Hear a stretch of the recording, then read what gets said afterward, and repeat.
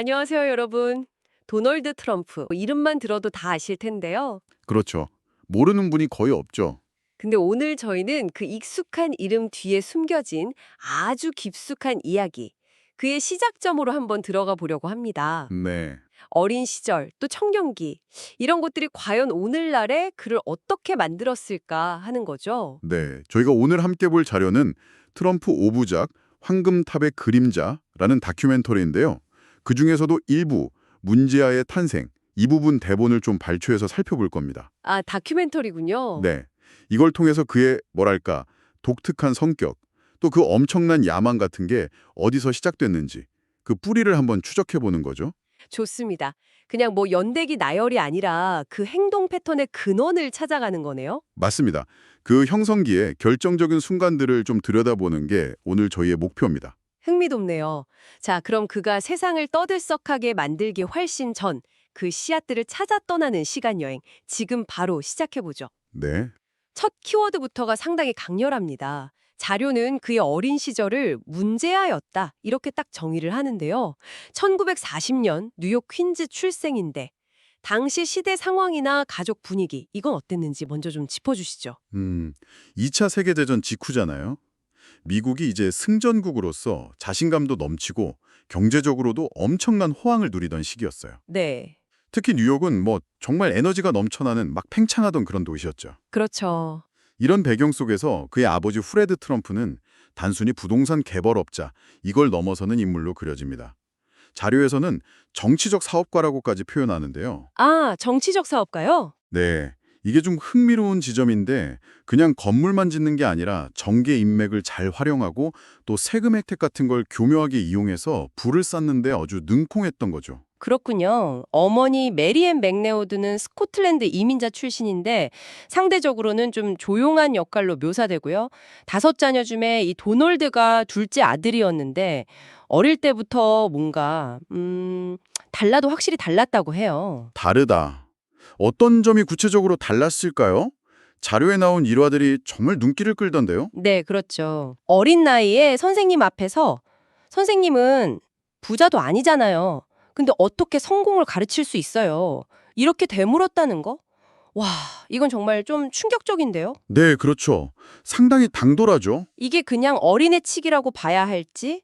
아니면 벌써부터 세상 돌아가는 원리를 자기만의 방식으로 좀 꿰뚫어 보고 있었던 걸까요? 뭐랄까, 권위 그 자체보다는 그 권위가 가진 실질적인 힘, 그러니까 부나 성공, 이런 거에 더 민감했던 거 아닐까요? 충분히 그렇게 볼 수 있습니다. 규칙이나 권유를 그냥 곧이곧대로 받아들이기보다는 그게 실제 세상에서 어떻게 작동하는지, 누가 진짜 힘을 가졌는지 이걸 좀 간파하려는 그런 본능 같은 게 보인다는 거죠.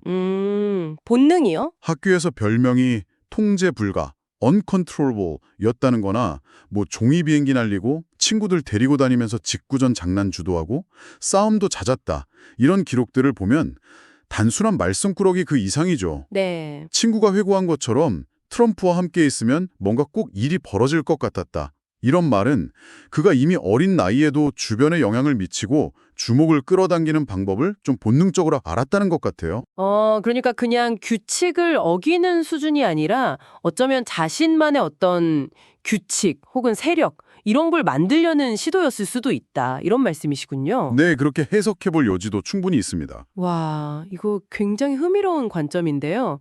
근데 이런 통제 불가능성 때문에 결국 부모님이 13살 때 그를 뉴욕 군사학교로 보내기로 하잖아요. 맞습니다. 예. 규율을 좀 배우게 하려는 의도였겠죠, 아무래도. 네. 부모님은 당연히 엄격한 환경이 아들을 좀 바로잡아주지 않을까 기대를 했을 텐데요. 근데 이 다큐멘터리가 주목하는 지점은 그 기대가 완전히 빗나갔다는 겁니다. 빗나갔다고요? 어떻게? 군사학교에서 규율에 순응하는 법을 배운 게 아니라 오히려 그 규율, 시스템을 자기한테 유리하게 조종하는 법을 터득했다는 분석이 나와요. 시스템을 조종하는 법이요? 네, 상급자한테 무조건 복종하는 게 아니라 누가 진짜 영향력이 있는지 딱 파악하고 규칙의 허점을 이용해서 오히려 자기가 그 조직의 중심으로 떠오르는 방법을 익혔다는 거죠. 와. 동기나 후배들은 자기 편으로 만들고 교관들한테는 필요할 때만 뭐랄까 계산된 예의를 보이는 식으로 상황을 딱 장악해 나갔다고 묘사가 됩니다. 와, 듣고 보니 좀 소름 돋는 구석이 있네요. 10대 소년이 벌써부터 권력의 생리를 간파하고 그걸 활용했다는 거잖아요. 그렇죠. 이게 단순히 적응력이 뛰어나다. 이걸 넘어서서 시스템의 본질을 꿰뚫어보고 그걸 자기한테 유리하게 쓰는 능력. 이걸 이때부터 갈고 닦았다는 건데 네, 맞아요. 어쩌면 권력은 주어지는 게 아니라 스스로 만들어내는 것? 이런 생각이 이때 이미 싹트고 있었을 수도 있겠네요. 바로 그 지점입니다.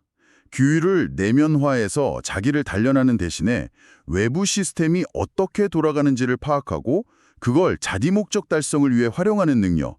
이게 그에게는 훨씬 더 중요하고 유용한 기술이었던 거죠. 그러니까 군사학교 경험이 그에게 통제받는 법이 아니라 통제하는 법을 가르쳐준 아주 결정적인 계기가 되었을 수 있다는 겁니다. 시스템을 활용하는 법을 배웠다는 점. 흥미롭네요. 공교롭게도 그의 가족 내부, 특히 형 프레디 주니어와의 관계에서도 뭔가 비슷한 생존 전략이랄까, 승리 공식이 학습된 정황이 보이거든요. 아, 네. 그 형 이야기가 나오죠. 자료에서는 이 부분을 트럼프 가문의 어두운 그림자라고까지 표현하던데 이건 어떤 이야기인가요? 프레디 주니어는 장남이었잖아요. 그래서 아버지 프레드 트럼프의 후계자로 딱 지목이 됐었는데 네. 아버지 기대와는 다르게 부동산 사업보다는 파일럿이 되고 싶어 했어요. 좀 자유로운 영혼이었던 거죠. 아, 파일럿이요? 근데 아버지는 이걸 용납을 못한 거죠. 심지어 아들한테 공공연하게 패배자라고 불렀다고 하니까요. 아들에게 직접요? 네, 아버지의 그런 압박, 실망감, 그리고 아마 동생 도널드와의 비교, 이런 것 속에서 프레디 주니어는 점점 무너져 내렸고 결국 알코올 중독에 빠져서 비교적 젊은 나이에 세상을 떠나게 됩니다. 아, 안타깝네요. 여기서 중요한 건 뭐냐면 동생 도널드가 이 형의 비극적인 과정을 아주 가까이에서 정말 생생하게 다 지켜봤다는 점이에요. 트럼프 본인도 이 경험에 대해서 나는 형의 약점을 똑똑히 봤다. 절대 저렇게 되고 싶지 않았다. 이렇게 직접 말했죠.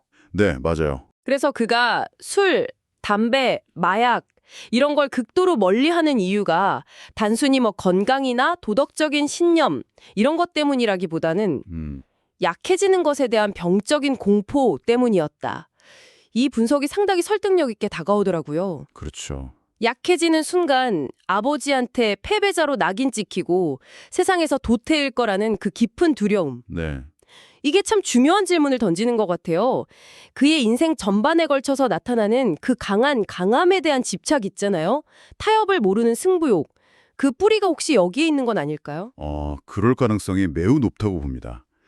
형의 실패, 그리고 그에 대한 아버지의 그 냉혹한 평가를 보면서 뭐랄까, 약점은 곧 죽음이다. 이런 식의 생존 공식이 그의 무의식 깊숙이 각인되었을 수 있다는 거죠. 생존 공식이요? 네.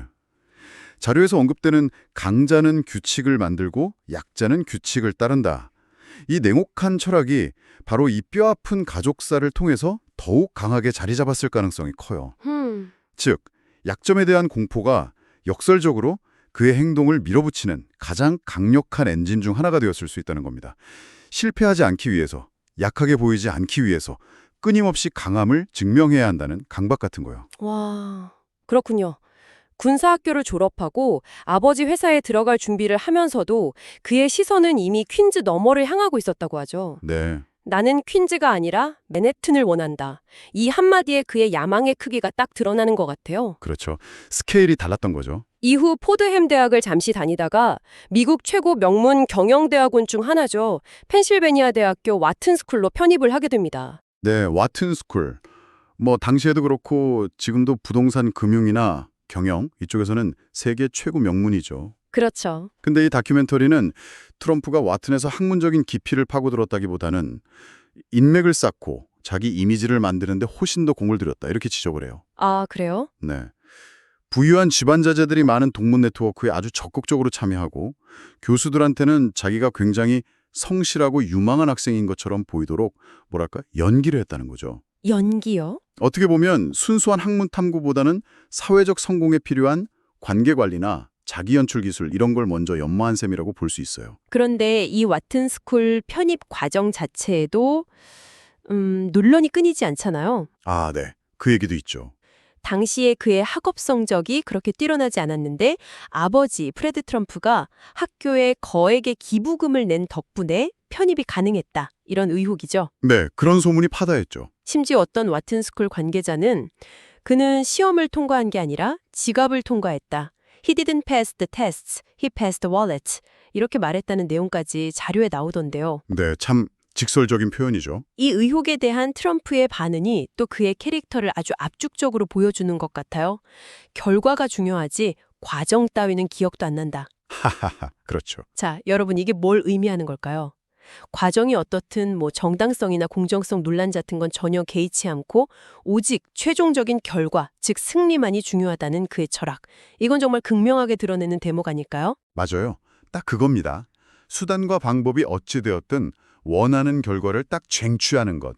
그게 최고의 가치라는 태도죠. 네. 와튼스쿨에서 그가 단순히 경영학 지식만 얻은 게 아니라 그 거래의 본능을 아주 날카롭게 벼렸다고 자료는 분석합니다. 거래의 본능? 그리고 그 밑바탕에는 이기는 자는 규칙을 만들고 지는 자는 사라진다는 어떻게 보면 굉장히 냉혹하고 현실적인 철학이 자리 잡고 있었다는 거예요. 이 철학을 그의 인생 전체로 좀 확장해서 보면 이게 훗날 그가 맨해튼 스카이라인을 바꾼 트럼프 타워를 건설하고 또 상상하기 어려웠던 백악관 입성까지 이뤄내는 그 과정에서 일관되게 작동한 핵심 동력이었다. 이렇게 볼 수 있는 거죠. 그렇군요. 승리에 대한 그 집요한 갈망, 그리고 때로는 기존의 규칙이나 관습을 아주 과감하게 무시하는 그의 스타일이 이미 이 시기에 딱 확립되고 있었다는 걸 보여줍니다. 마침내 1970년대 후반 그는 아버지의 회사 엘리자베스 트럼프 앤 선을 공식적으로 물려받습니다. 네, 당시 회사는 퀸즈나 브루클린 같은 뉴욕 외곽 지역에서 중산층을 대상으로 하는 꽤 안정적인 주택개발 사업에 주력하고 있었죠. 하지만 아버지의 성공 방식이나 그 사업 규모는 더 이상 그의 야망을 담기에는 너무 작았습니다. 그랬겠죠. 이 자료가 강조하는 것처럼 그의 시선은 이미 뉴욕의 심장부, 그러니까 부와 권력과 명성에 집중되는 맨해튼을 향해 있었던 거죠. 네. 단순히 돈을 버는 걸 넘어서 자기 이름을 미국 전역, 아니 전 세계에 알리는 유명 인사가 되는 것. 그게 그의 궁극적인 목표였던 겁니다. 유명 인사가 되는 것. 네, 퀸즈의 문제야, 군사학교의 전략가, 와튼의 야심가가 드디어 뉴욕이라는 거대한 무대의 중심으로 뛰어들 준비를 마친 아주 결정적인 전환점이었던 거죠. 돈, 권력, 화려한 여성들, 그리고 미디어의 스포트라이트까지 세상이 욕망하는 모든 것을 자기 손아귀에 넣겠다는 듯이 그는 마침내 맨해튼으로 진격합니다. 네, 우리가 아는 그 트럼프 제국의 서막이 바로 이때 오르고 있었던 거군요. 그렇습니다.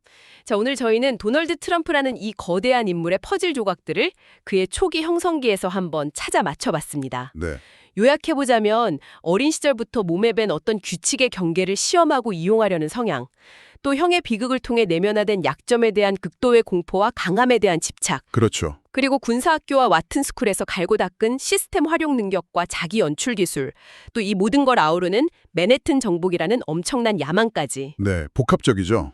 이런 요소들이 정말 복합적으로 작용하면서 그만의 독특한 캐릭터를 만들어냈다고 볼 수 있겠네요. 세상에 그어놓은 선을 따르기보다는 스스로 새로운 선을 그으려고 했던 인물, 이렇게 정리할 수 있을 것 같아요. 네, 맞습니다. 그가 평생에 걸쳐 보여준 그 규칙 파괴자 혹은 게임 체인저로서의 면모는 바로 이 어린 시절부터 시작되었다고 자료는 이야기하고 있는 거죠. 그렇군요.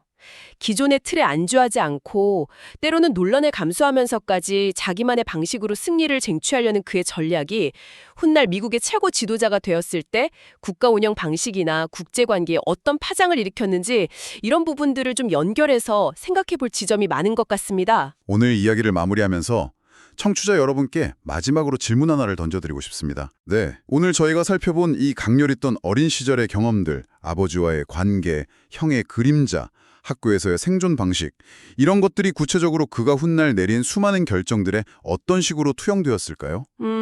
그리고 강자만이 규칙을 정할 자격이 있다는 그의 그 뿌리 깊은 신념은 과연 오늘날 우리가 추구해야 할 리더십의 모습과는 어떤 관계를 맺고 있을지 한 번쯤 깊이 생각해 보시면 흥미로운 통찰을 얻으실 수 있을 겁니다. 네, 생각해 볼 만한 지점이죠. 그의 본격적인 뉴욕 정복기는 다음 이야기 황금의 도시 맨해튼 편에서 더욱 흥미진진하게 펼쳐질 예정이니까요. 그것도 기대해 주시고요. 오늘 저희의 탐구는 여기서 마치겠습니다. 함께해 주셔서 감사합니다.